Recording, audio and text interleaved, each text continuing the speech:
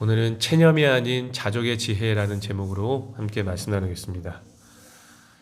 오늘 우리가 함께 나눌 말씀은 인과응보의 원리가 적용되지 않는 악한 현실에서 어떻게 사는 것이 지혜로운 삶인가를 다루는 내용입니다. 하나님을 섬기는 사람들에게 있어서 신정론은 뗄래야 뗄 수 없는 신학적 주제이지요. 신정론이란 하나님께서 이 세상을 올바르게 다스리신다는 개념을 다루는 신학입니다. 우리 성도님들도 하나님께서 이 세상을 올바르게 다스리고 계신다는 사실을 믿고 계시죠? 아멘이시죠? 네, 그렇다면 우리 성도님들도 신정론을 따르고 있는 겁니다. 신정론에 있어서 중요한 두 가지 구성 요소는요. 먼저 하나님의 절대 주권입니다. 하나님께서 이 세상을 창조하셨고 그 하나님께서 이 피조 세계를 모두 다스리신다는 그 하나님의 하나님 되심을 인정하는 게 하나님의 절대 주권이에요. 그리고 또 한 가지는 하나님의 절대선을 인정하는 거예요. 절대선. 하나님께서 피조 세계를 다스리는 방식이 항상 선하고 절대적으로 올바르다라는 것을 인정하는 겁니다. 성도님들은 이 두 가지를 모두 인정하십니까? 네, 자신 있게 아멘하신 분도 계시지만 그렇지 못한 분들도 계실 거예요. 그렇죠? 자신 있게 아멘하고 싶지만 솔직히 말하면 우리 안에 있는 속사람은 아멘이라고 외치는데 우리 겉에 있는 겉사람은 그렇지 못하다고 말하고 있는 것입니다. 왜냐하면 그 이유가 무엇이겠습니까? 인과응보의 원칙이 적용되지 않는 악한 현실이 존재하기 때문이에요. 그렇죠? 그래서 하나님께서는 이 지혜서를 통해 우리 신자들이 어떻게 사는 것이 하나님의 지혜를 가진 자의 삶인가를 말씀해 주시는 거죠. 우리 지혜서 중에 특별히 잠언의 지혜는요, 규범적 지혜를 말하고 있거든요. 여러분, 규범적 지혜란 뭐냐면 하나님께서 창조하신 창조 질서를 따라서, 즉 그 규범과 패턴을 따라서 뿌린 대로 거둔다는 인과응보의 원리를 따릅니다. 예를 들어서 하나님을 잘 섬기고 하나님의 말씀에 잘 순종하며, 그렇죠? 잘 뿌리고 그렇게 한다면 복을 받고 자녀가 잘 되는 번영 신학을 의미하는 것이 규범적 지혜예요. 이것을 잠언의 지혜라고 이야기합니다. 그죠? 보통 그렇죠? 잠언의 말씀을 읽어보면, 그렇죠? 반면에 전도서의 지혜는요, 반성적 지혜를 말해요. 반성적 지혜란 규범적 지혜의 문제점 또는 한계를 지적합니다. 예를 들어서 모든 인생들에게 인과응보의 원리가 항상 적용되는 것은 아니다라는 거예요. 그러니까 인과응보의 원리를 따라 살았지만, 그러니까 다시 말해서 열심히 하나님의 말씀을 따라 섬기고 열심히 하나님의 말씀을 순종했지만, 열심히 하나님 잘 섬겼지만 결과가 항상 좋지만은 않았다라는 겁니다. 심지어 때로는 악이 득세할 때도 있었다라는 거죠. 그렇죠? 또한 반성적 지혜는 하나님이 창조하신 어떤 규범이 있다라고 해도 그 규범의 전체 모습을 다 파악할 수 없다는 것을 말해요. 무슨 말이냐면 우리가 어떤 사건을 만났을 때 우리가 하나님의 절대선을 인정하려고 하지만, 그죠? 하나님은 선하십니다. 그죠? 이렇게 고백하고 인정하지만 말도 안 되는 결과가 나왔을 때에는 그것만큼 낙심이 될 데가 없죠. 그렇죠? 그때 신자들이 어떤 마음이 듭니까? 하나님 정말 살아계시는 건가? 도대체 이 사건을 나에게 왜 주는 것이지? 라는 것이요. 그래서 인간은 규범적 지혜인 인과응보의 원리를 따라서만 산다면 그것만큼 어리석은 게 없어요. 자, 그렇기 때문에 인간은 방금 전에 설명드렸던 반성적 지혜도 가지고 있어야 됩니다. 다시 말해 우리 인간은 하나님의 규범을 온전히 이해할 수 없는 존재이고, 또한 인과응보의 원리가 모든 상황에 적용되는 것은 아니다라는 생각으로 살아야 우리가 절망이나 낙심에 빠지지 않게 된다는 거예요. 전도서의 지혜는 바로 그런 반성적 지혜를 다루고 있는 지혜서입니다. 여기까지 이해가 되시죠? 그렇죠? 자, 그런 의미로 보았을 때 욥기서도 반성적 지혜를 다루고 있는 대표적인 지혜서라고 얘기할 수 있겠죠? 그렇죠? 욥기서의 1장에서는 욥기를 어떻게 설명하고 있습니까? 해 아래 이 사람보다 더 의로운 사람이 없다라고 할 만큼 정말로 열심히 살았다라고 이야기하잖아요. 그러나 그의 삶을 보았을 때에 인과응보의 삶의 원칙이 그대로 적용되었습니까? 그렇지 않잖아요. 그죠? 하나님 앞에 정직하고 의롭게 살았지만, 그죠? 그에게는 그의 어떠함과는 상관없이 안 좋은 결과를 맞이할 수 있는 악한 현실이 있다는 겁니다. 그렇죠? 친구들이 찾아와서 계속해서 인간보다 네가 잘못했으니까 이런 결과 나온 거다라고 이야기하지만 욥기서의 결론은 무엇입니까? 그렇지 않다라는 거예요. 인과응보의 원리와는 상관없이 하나님의 절대선, 하나님의 어떠하심이 우선적이다, 하나님의 절대 주권이 우선적이다, 반성적 지혜를 다루고 있잖아요. 욥기서가. 그것에 대한 내용이 이 전도서에 집약되어져 있습니다. 반성적 지혜. 그렇죠? 자, 이러한 지혜를 가지고 본문의 내용을 확인하신다면 하나님께서 우리에게 참된 지혜를 우리에게 주신다는 사실을 발견할 수 있을 것입니다. 자, 이제 본문을 확인해 보겠습니다. 자, 먼저 본문 1절 말씀 한번 읽어볼까요? 본문 1절입니다. 시작. 내가 다시 해 아래에서 행하는 모든 학대를 살펴보았도다. 보라, 학대받는 자들의 눈물이로다. 그들에게 위로자가 없도다. 그들을 학대하는 자들의 손에는 권세가 있으나 그들에게는 위로자가 없도다. 아멘. 자, 전도자는 세상에서 부당하게 학대받는 자들의 눈물을 보며 깊이 탄식하고 있습니다. 그리고 이러한 모습은 인과응보의 원리가 적용되지 않는 현실을 극단적으로 보여주고 있는 상황이겠죠. 그렇죠? 잠언에서 말하는 규범적 지혜의 원리를 따른다면 이런 상황에서는 어떻게 되겠습니까?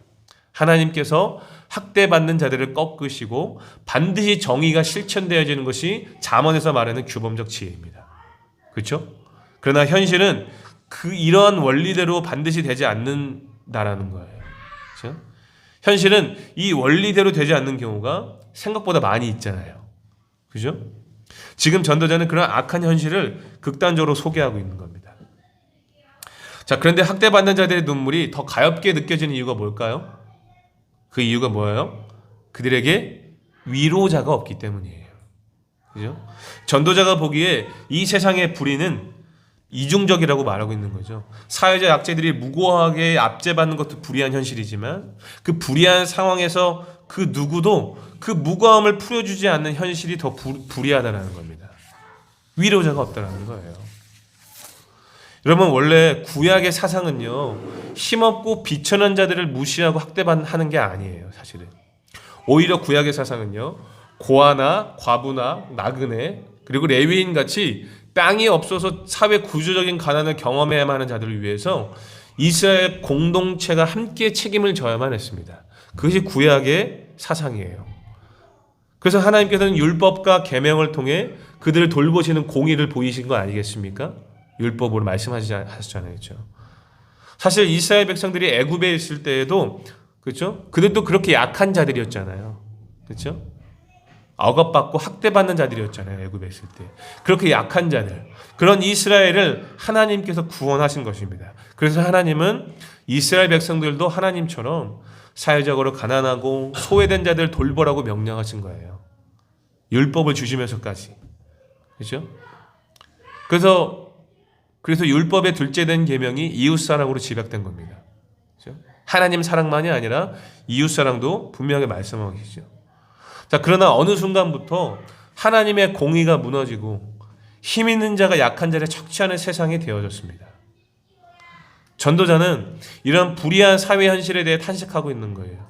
심지어 약자들이 당하는 현실이 얼마나 심각한지 2절과 3절에서는 이렇게까지 표현하고 있어요. 2절과 3절 말씀 한번 읽어볼까요? 2절과 3절 시작. 그러므로 나는 아직 살아있는 산자들보다 죽은 지 오랜 죽은 자들을 더 복되도다 하였으며 이 둘보다도 아직 출생하지 아니하여 해 아래서 행하는 악한 일을 보지 못한 자가 더 복되다 하였노라. 아멘. 자, 이러한 표현은요, 욥기 3장이나 예레미야 20장에서 욥과 예레미야가 자신의 생일을 저주하며 차라리 태어나지 않은 것을 더 좋았을 것이다 라고 탄식하는 것과 같은 맥락으로 이해가 될 수 있습니다.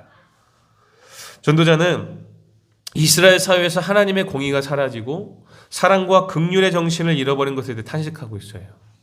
그래서 이러한 불의한 세상에서 고통받고 사느니 무엇이 더 낫다는 겁니까? 차라리 태어나지 않는 게 훨씬 더 좋았을 것이다 라고 이야기하고 있어요. 이 전도서에서 말하는 대표적인 염세적인 표현이죠. 그렇죠? 자, 그런데 전도자가 이렇게 말하는 이유는 이 염세적인 삶을 주장한다라기보다는요, 불이한 현실에 대한 고통이 얼마나 심각한지를 강조하기 위한 표현으로 이해하시면 될 것 같습니다. 다시 말해 전도자는 지금 약자들이 목도하고 있는 현실이 얼마나 요긴하기 힘들 정도인가를 설명하고 싶은 거예요. 산 자보다 죽은 자가 더 낫다. 아니, 그것보다 오히려 출생하지 않은 자가 더 낫다. 이 악한 현실이 얼마나 받아들이기 힘든 현실인가, 이것을 설명하고 싶은 거죠. 열심히 규범적 지혜를 따라 살았지만 현실은 그렇지 못하다라는 겁니다. 열심히 하나님의 말씀을 따라 살았지만 사회는 변화되지 않고 오히려 괴로움만 더하다라는 거예요.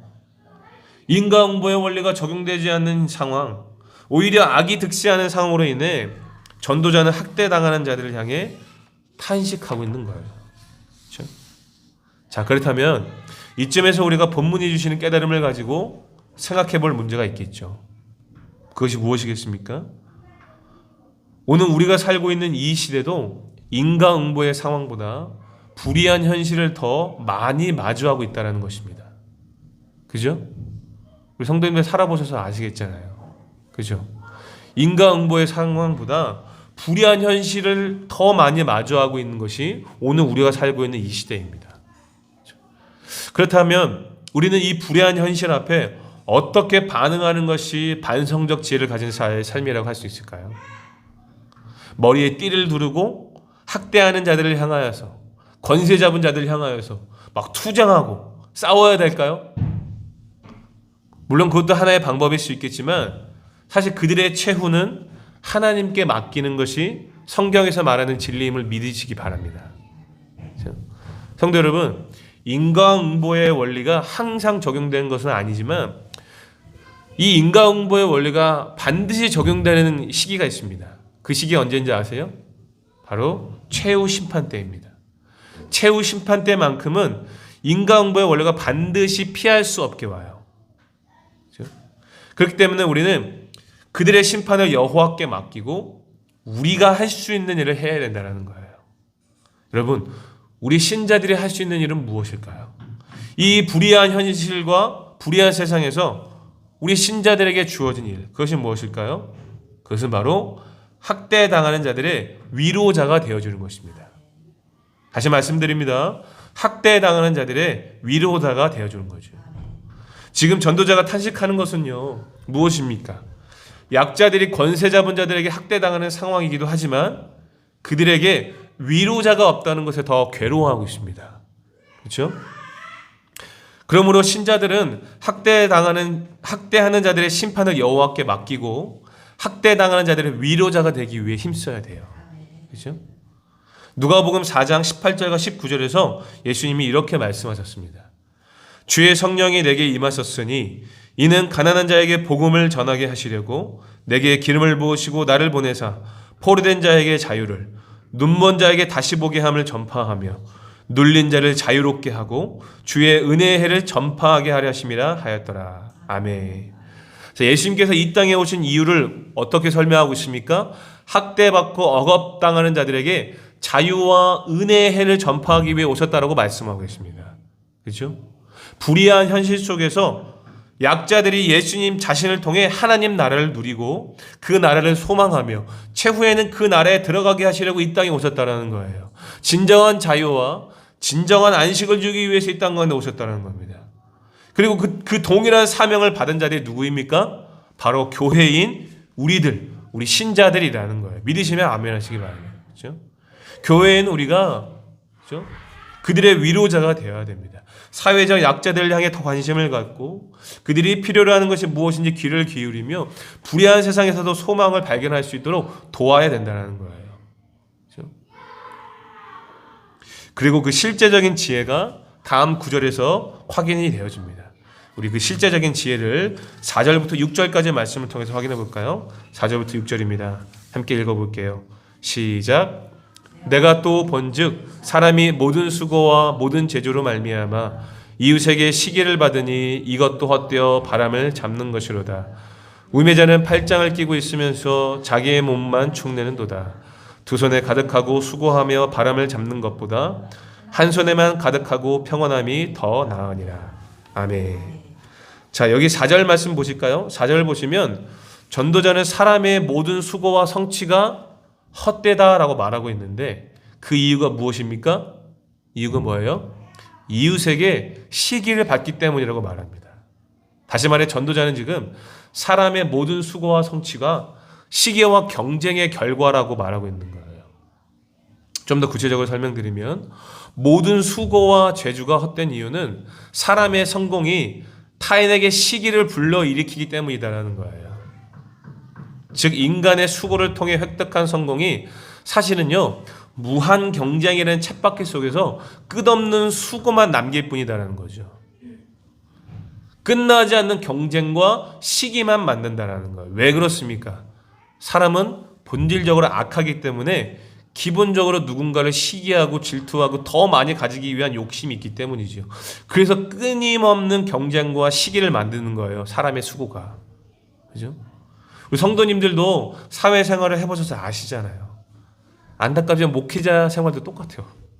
다르지 않습니다. 나의 성공을 타인이 질투하고 나 역시 타인의 성공을 시기하면서 서로 경쟁하다 서로 힘만 빠지게 되는 거죠. 그렇게 과도한 욕심을 부리면서 경쟁하기 시작하면 아무것도 얻을 수 있는 게 없죠. 그래서 헛되다라는 겁니다. 자, 그렇다면 반대로 우리는 아무것도 하지 말아야 될까요? 그렇죠? 이렇게 경쟁 사회가 헛되기 때문에 아무것도 하지 않는 것이 지혜일까요? 그것도 답이 아니죠. 5절을 보실까요? 5절을 보시면 전도자가 이번에는요 4절에서 이야기하는 상황과는 정반대의 상황을 소개하고 있습니다. 5절 보시면 우매자는 팔짱을 끼고 있으면서 자기의 목만 축내는도다 라고 말합니다.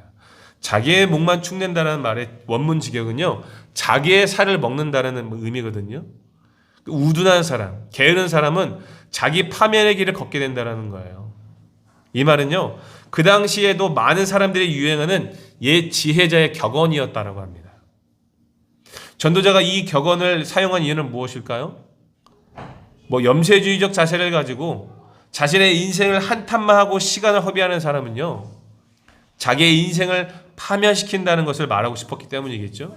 그렇죠? 인생들은 결국 헛된 것이기 때문에 그렇게 염세주의적으로 사는 사람들은요 그렇죠? 자기의 인생을 파멸시킨다라는 거예요.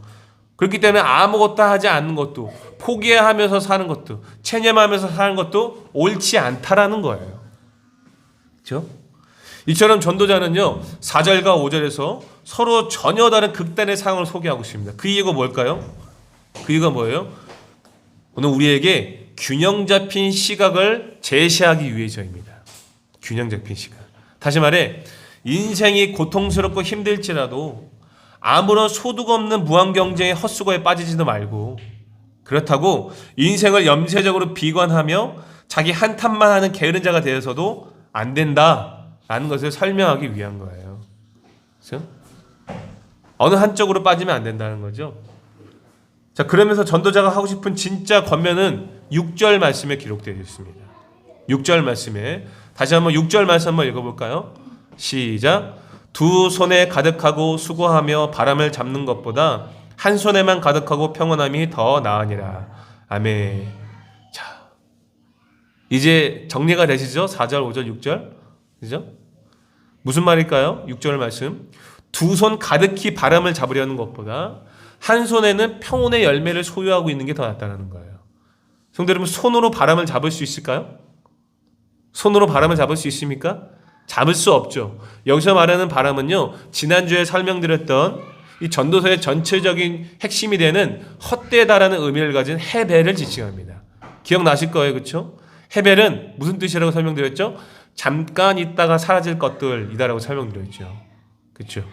두 손 가득히 잠깐 있다가 사라질 것들을 위해 수고하는 것보다 한 손에만 가득하고 한 손은 평온하게 놔두는 것이 참된 지혜라는 겁니다.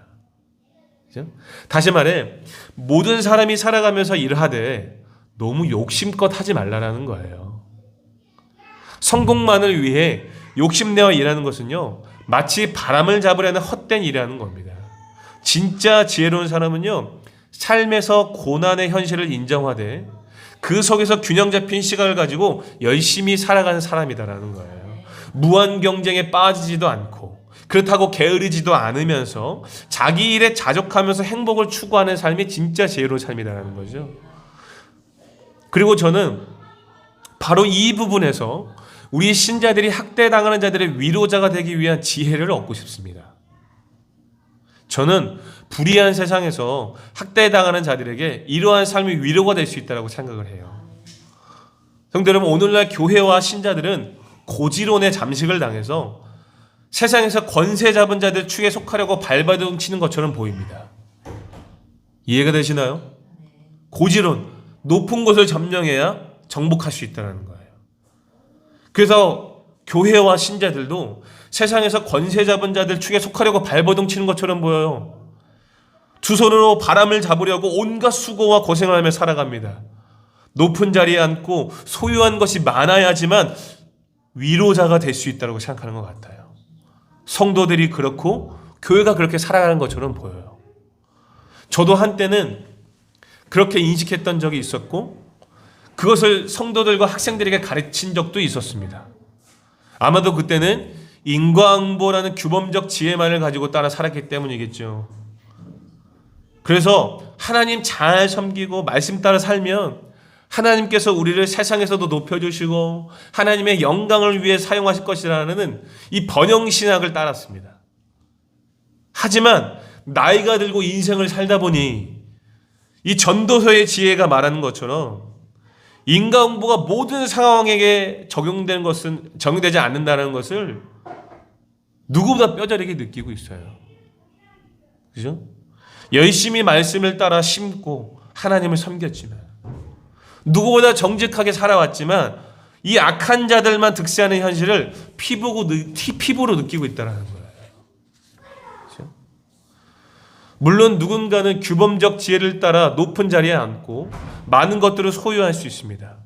그렇죠? 그렇게 하나님께서 허락하신 자리와 소유를 통해 약자들의 위로자가 될 수 있어요. 번영신앙이 잘못되었다는 것은 아니에요. 그것만을 쫓는 것이 문제다라는 겁니다.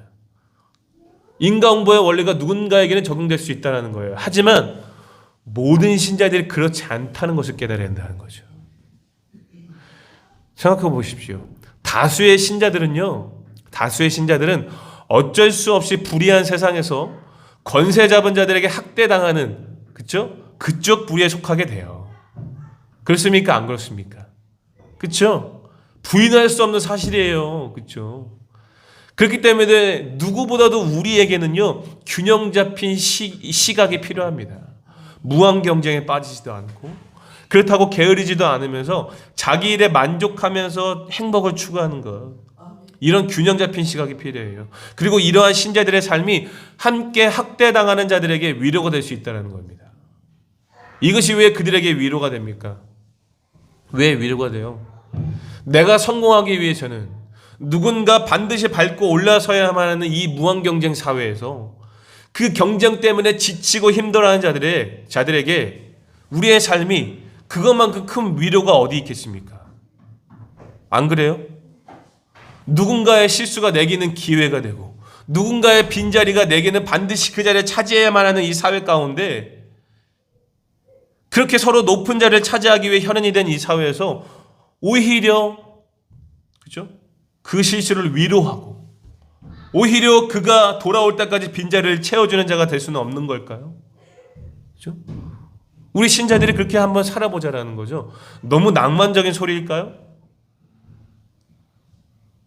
성도 여러분, 오해하지 않았으면 좋겠습니다. 무조건 양보하고 미덕을 보이라는 말이 아니에요. 두 손 가득히 살지 말자라는 겁니다. 한 손만 가득하고 한 손에는 평온함을 지고 살자라는 거예요. 여기 6절에서 말하는 평온을 히브리어로 지각하면 쉼으로 가득한 것이다라고 말합니다. 쉼으로 가득한 것이 평온이라는 히브리어 말이에요. 신자들에게 쉼이란 무엇을 의미합니까? 그리스도와의 연합, 교제, 그분과의 안식을 누리는 것이 진정한 신자들의 쉼 아니겠습니까? 아멘이시죠? 그래서 예수님께서는 마태복음 11장 28절에서 뭐라고 말씀하세요? 수고하고 무거운 짐진 자들아 다 내게 오라. 내가 너희를 쉬게 하리라 라고 말씀하셨습니다. 그렇죠? 이토록 경쟁이 심한 무한경쟁 사회에서도 우리 그리스도인들에게는 세상이 줄 수 없는 평안과 쉼과 안식과 여유가 있다는 것을 보여주는 거예요. 삶으로 보여주는 겁니다. 그렇게 그렇게 그들을 위로하는 거예요. 뭔가 엄청나고 대단한 사람이 되어서 약자들을 돌보고 도와주는 것은 우리 말고 다른 사람이 할 수 있어요. 소수의 사람들이 할 수 있어요. 그런 것들 바라보는 거 다 욕심이다라는 거죠. 교회가 대형화되고 성도들이 내노라는 높은 자리에 앉으며 자녀들이 이름 있는 회사에 취직했어도 사회가 바뀌었습니까? 안 바뀌었습니까? 안 바뀌었잖아요. 그죠? 여전히 학대당한 자들은 학대당하고 여전히 약자들은 보이지 않는 곳에서 불의한 세상 속에 탄식하고 있어요. 바뀌지 않아요. 개신교도들의 숫자가 과거에는 대한민국 인구의 4분의 1이라고 했는데 만약 우리가 규범적 지혜만이 아니라 그렇죠? 전도사가 말한 이 반성적 지혜를 가지고 살았다면 한국 교회가 이렇게까지 되지는 않았을 거예요. 동감하시나요? 저만 그렇게 느끼나요? 저는 신앙생활을 시작하면서 지금까지 제일 듣기 싫었던 말 중에 하나가 이겁니다. 믿는 사람이 더하네. 이 말이 진짜 듣기 싫어요. 예전에도 제가 한번 소개했었던 기억이 있는지 모르겠지만 한 일화를 소개해드릴게요. 실화입니다. 한 목사님께서 버스 정류장에서 실갱이하는 소리가 들리길래 가만히 지켜봤더니 과일 파는 노점상 아주머니랑 손님이 귤 하나 때문에 실갱이를 하고 있더랍니다. 손님은 어떻게 해서든 귤 하나를 서비스로 더 가져가야 되겠고 주인은 이미 서비스를 줬는데 더 가져가는 것이 내키지 않은 거죠. 이런 경우에는 결국 더 억센 사람이 이기게 되어 있습니다. 누가 이겼을 것 같아요? 손님이 이겼겠죠. 손님이 결국에는 귤 하나를 더 가져가게 되었습니다. 그러자 주인이 귤 하나를 더 얻어서 기분 좋게 돌아가는 그 손님의 뒤통수를 향해서 말하죠. 믿는 사람이 더하네. 아마도 그 손님이 물건을 팔아준다고 하면서 전도도 종종 했던 것 같아요. 그 광경을 지켜보는 목사님이 귤 1,000원어치를 사죠. 그리고는 귤 하나를 꺼내서 주인에게 건네면서 말합니다. 믿는 사람들 중에도 이런 사람들도 있습니다. 웃으면서 아주 친절하게 얘기했다는 거예요. 그리고 이것이 기회가 되어서 그 주인 아주머니가 예수님을 영접하게 되었고 지금은 권사직분까지 받아서 신앙생활 잘 하고 있답니다. 실화예요. 일단 목사님이 전해주신 실화예요. 이거. 안타깝게도 이 땅을 살아가는 모든 사람들은요. 돈과 권세 잡은 자들에게 학대당하며 삽니다. 그래야 안 그래요? 그렇잖아요. 돈이 없으면 살 수 없게 만들어버려요. 권세 잡은 자들이. 그렇죠? 그래서 돈을 쫓게 만들고 진짜 쫓아야 할 것을 쫓지 못하게 만듭니다. 그렇죠? 안타까운 것은 아무리 열심히 살아도 열매가 없는 경우가 많다는 거예요. 그래서 더 아둥바둥대며 사는 거죠. 그때 우리 신자들이 삶의 현장에서 여유와 양보와 미덕으로 그들의 위로자가 될 수 있다면 얼마나 좋겠습니까? 그렇죠? 대담한 섬김이 필요한 거 아니잖아요. 엄청난 섬김이 필요한 거 아니잖아요. 그렇죠? 너무 쥐고 있지 말자라는 겁니다. 한 손에만 가득해도 되잖아요. 나머지 한 손으로는 양보와 미덕과 여유로 누군가의 위로자가 되자라는 거예요. 신자들이 그리스도 안에서 누리는 그 쉼을 그들에게 보여주자라는 거예요. 두 손 가득하지 않아도 우리는 그리스도 안에서 참된 안식과 위로를 누리고 있다는 것을 그들에게 보여주자라는 거예요. 그럼에도 불구하고 어떤 분들은 이렇게 얘기하시는 분들이 있어요. 그래도 자녀들에게 물려줄 것이 있어야 되겠지. 그래도 자녀들에게 물려줄 거 있어야 되지 않겠어요? 이렇게 말하시는 분들이겠죠. 근데 성도 여러분, 이것조차 전도자가 이렇게 얘기해요. 전도서 2장 18절과 23절을 보시면요. 전도자가 뭐라고 얘기했는지 아십니까? 자신의 수고의 결과물을 지혜자일지 우매자일지 모를 후손에게 넘겨줘야 된다면 그것만큼 헛된 것이 어디 있겠냐라고 얘기해요. 우리의 수고의 결과물이 악하게 사용될지 선하게 사용될지 어떻게 아느냐라는 겁니다. 내 자녀는 다릅니다. 반드시 하나님의 영광 위에 사용할 겁니다. 이렇게 말하는 분들 진짜 아무것도 모르는 거예요. 그분들이야말로 우매한 자로 얘기하고 싶어요. 전도사가 얘기하는 게 뭐예요? 헛되다라는 거예요. 한 치 앞도 모르는 유한한 인간이 어떻게 앞일을 장담합니까? 그럴 수가 없어요. 여러분, 자녀들을 향한 애정 때문에 그렇게 말하는 것이라고 저는 생각할게요. 그렇죠? 그러나 우리가 자녀들에게 유산으로 물려줘야 될 것은요, 그런 바람 같은 것들이 되어서는 안 됩니다. 잠깐 있다가 사라질 것들을 유산으로 남겨주면 안 된다는 거예요. 그야말로 헛된 것들을 남겨주는 거예요. 우리가 자녀들에게 남겨줘야 할 유산은요, 오늘 전도자가 말하는 지혜를 남겨줘야 돼요. 하나님의 절대 주권과 절대 선을 인정하는 것, 규범적 지혜만이 아니라 반성적 지혜를 따라 사는 것, 불의한 세상에서 어떻게 사는 것이 하나님의 백성으로 사는 것인지를 삶으로 보여주시고 유선으로 남겨주셔야 돼요. 두 손으로 바람을 가득 채우기 위해 수고하고 고생하며 눈물 흘리는 인생이 아니라 염세계적이지도 않고 게으르지도 않으며 부지런히 일하되 그럼에도 불구하고 결과에 만족하는 인생. 그리고 더 나아가 그러한 삶으로 우리의 이웃을 위로하는 모습을 유산으로 남겨질 수 있어야 돼요. 그렇죠? 뿐만 아니라 우리가 섬기는 교회에 와서도 우리 공동체가, 각 교회들이 학대받고 실제로 억압받는 자들, 실제로 사회적인 그 부조리한 현실 앞에서, 그렇죠? 복지의 사각지대에 있는 자들에게 할 수만 있다면 우리가 어떤 위로를 전할 수 있을까? 늘 고민하고 관심을 가지는 모습을, 그렇죠? 우리가 우리의 자녀들에게 유산으로 남겨줄 수 있어야 돼요. 지금은 우리 공동체가 이런 연약하고 정말 미흡하게 흘려보내고 있는 상황이지만 나중에는 더 많은 사회적 약자들을 섬기고 그들에게 위로자가 될 수 있는 공동체로 세워줄 수 있기를 저는 소망합니다. 그것을 성도님들이 삶의 현장에서 미리 준비하시고 훈련하셨으면 좋겠어요. 아멘이시죠? 아멘. 네. 그러므로 사랑하는 성도 여러분, 부디 우리 공동체와 지체들이 오늘 본문이 주시는 지혜를 따라 불의한 세상에서 학대받는 이들에게 참된 위로를 전하는 복된 인생이 될 수 있기를 예수님의 이름으로 축복합니다. 이제 말씀 정리하겠습니다. 오늘 전도자는 불의한 현실 때문에 살아서 학대받는 자보다 죽어서 안식을 누린 자가 더 행복하다라고 말합니다.